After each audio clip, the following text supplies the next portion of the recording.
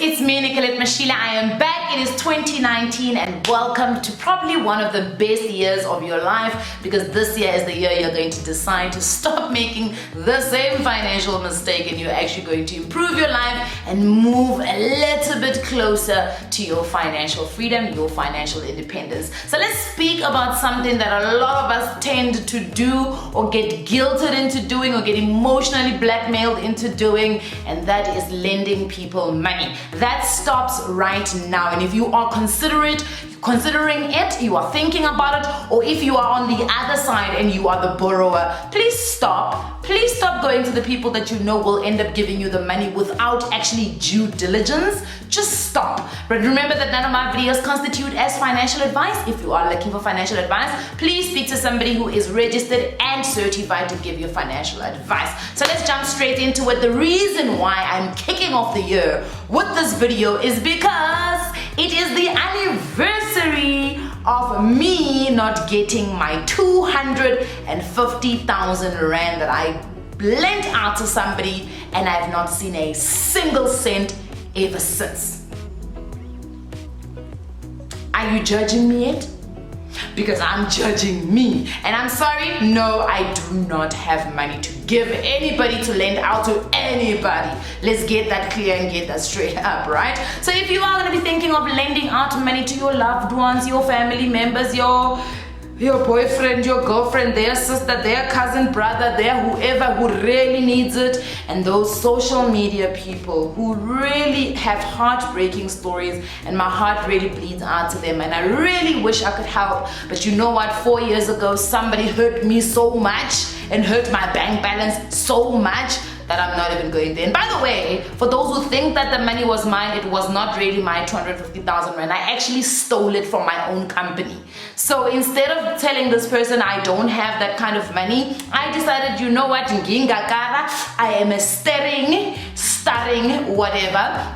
And I decided, you know what, I'm gonna take it out of my business account. So I actually owe myself or my company 250,000 Rand, which I have not been able to pay. So let's get straight into it. Why is it even a bad idea? Let's start with the mere fact that it is not regulated, right? In as much as a lot of people will say, yeah, but we can write a contract and it just becomes an unnecessary mess that you do not want to have a follow through on. Yes, a contract will definitely assist you, because what it will do is that it will put the terms and conditions of this loan right up front and both parties will know. But let's be honest, let's talk about what generally happens when you actually lend out money to somebody that you consider a friend or somebody that you love or somebody. You need to make a decision up front when they come with that request as to whether or not this is going to be a loan or a gift.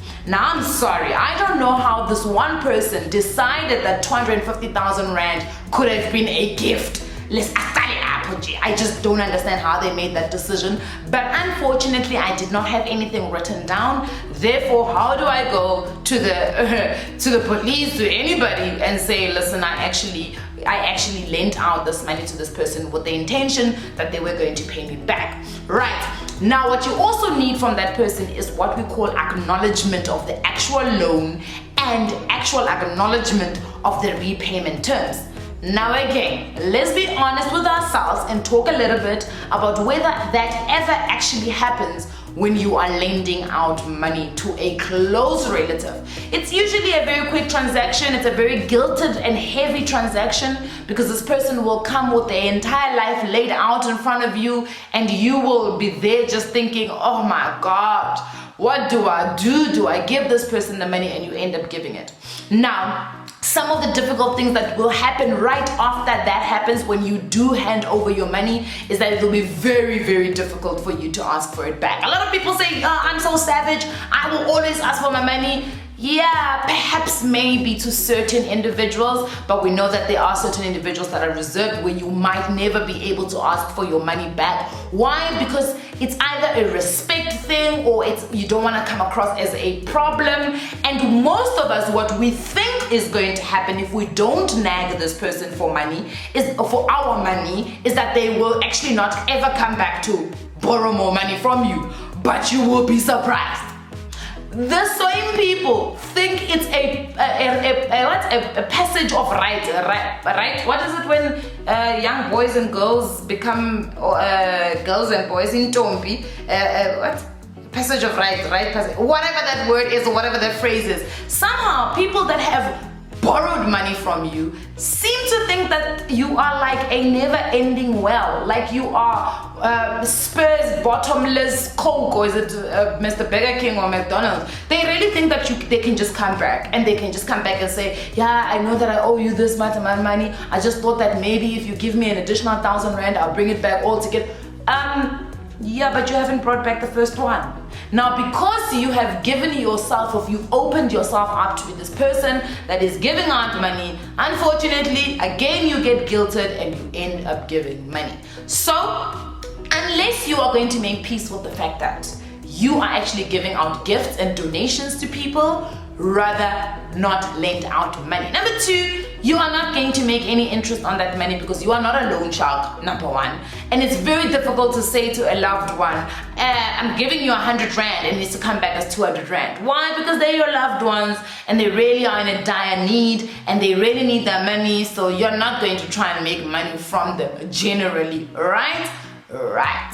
The third reason why you should never ever borrow money or lend money to anybody is that you mess up the relationship dynamics, right? Now all of a sudden this person cannot face you, they cannot make decisions in front of you, financial decisions, because you're sitting there thinking, you guys are going on, like let's say for instance we're talking about a family vacation. Oh, you're gonna go on holiday? What about my 1,000 rand that you owe me? So it just throws the relationship dynamics really off. It just feels awkward and feels weird. And let me tell you what generally these people who borrow money from you will say. They will guilt you so much. They will say things like, and this is what this guy said to me when he borrowed this 250,000 rand. He said to me, you don't know how much this pains me. I don't even like borrowing money from people, especially people that I am romantically or sexually involved with.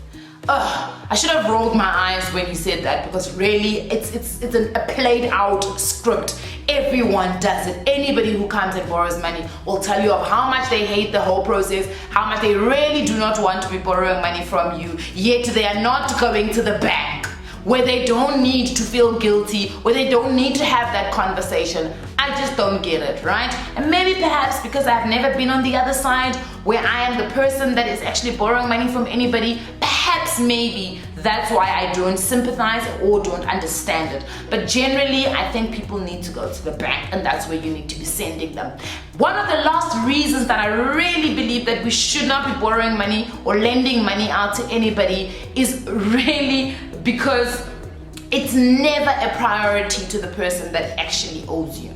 It never becomes a priority. I remember going through something similar with a friend where I had borrowed them money or lent them my money, and they managed to pay off all their other debts around them, debts where they know have dire consequences, like their credit history going to the dogs. They paid all those debts off, and I was left at the bottom of the barrel.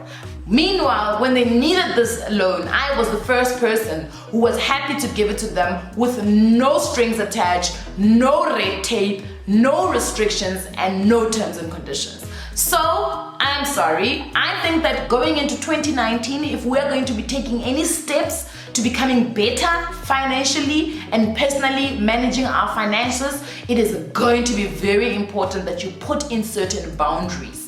And those boundaries, one of the boundaries should be that people should even know it from a mile away, and they should say, yo, Nicolette, that's the last person you should be borrowing money from.